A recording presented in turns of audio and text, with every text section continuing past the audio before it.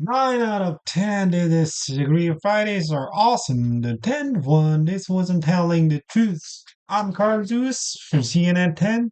It's great to see you, Dave. First story takes us to the largest country, South America, where a mystery is washing along Brazil's the coast. Crude oil, hundreds of tons of it, has appeared in Brazil's northeast beaches.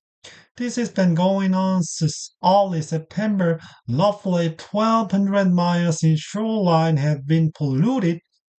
The mystery here is where it came from. No one knows yet. Brazil's government has tested the oil, and officials say it did not come from Brazil. They believe it's from Venezuela, but they didn't directly blame Venezuela for this spill.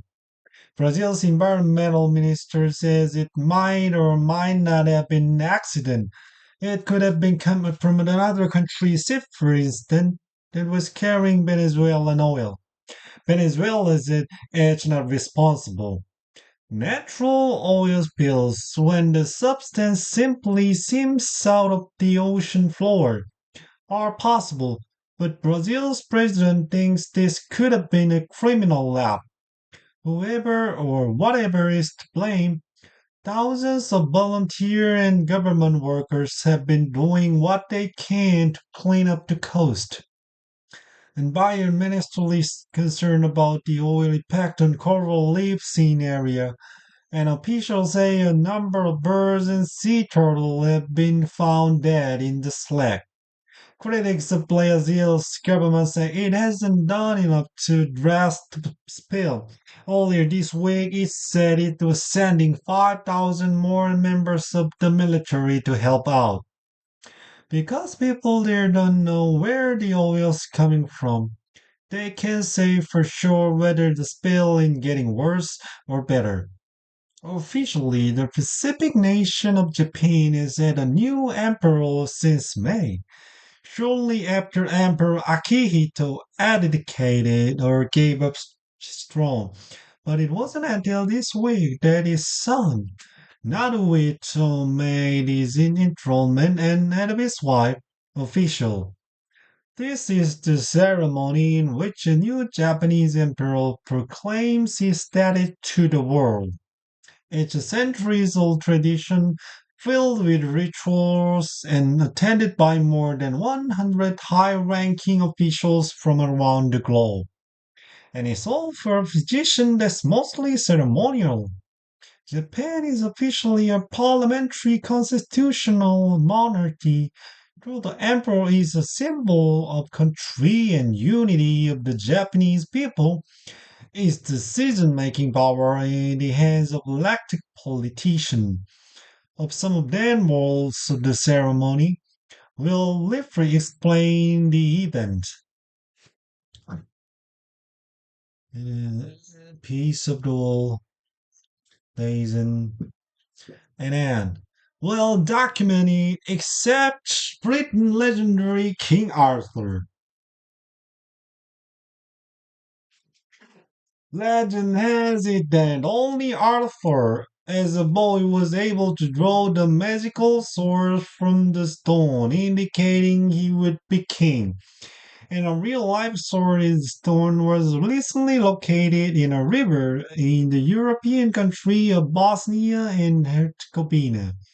It's been called Excalibur, like a weapon from the Arthurian legend. No one knows how the soul got stuck in a rock about 36 feet below the water surface. It was reportedly found while archaeologists were investigating a medieval castle nearby. Because they believe it dates back to the 1300s, and because it was stuck in a stone, it wasn't easy for them to separate it and bring it to the dry land. There are no medieval swords found. It is part of the world. The last one located 90 years ago. So researchers are hoping to learn more about the region history from the modern discovery. We have an update for today on the work of the CNN hero named Amanda Boxdale. In the early 1990s, she was paralyzed in a skiing accident and told she wouldn't walk again. But in the decades that followed, Bach still being able to go skiing, mountain biking, and parasailing, thanks in part to technology and physical therapy. The thing is, high tech therapy like this is expensive. She says some of can cost $90,000. So Boxtel started a non-profit organization called Bridging Bionics to help people with mobility issues get treatment they otherwise might not be able to afford. Here's an example of how it's working. How it's working. Wait. Ringo. The scientists said that are latched to play how they seek can reach the towards the drive. They can't reach the pedals in Ford pickup.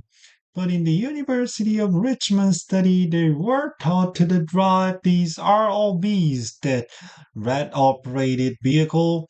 They're involved with fruit groups, and they're found to be better drivers if they've been raised in a more stimulating environment, like a cage with toys as opposed to a boring lab cage without them.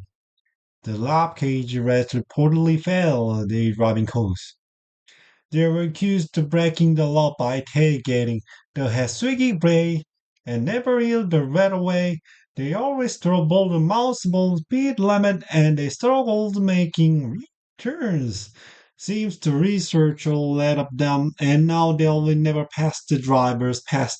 I'm Carl Zeus. Have a great weekend, all of us here at CNN.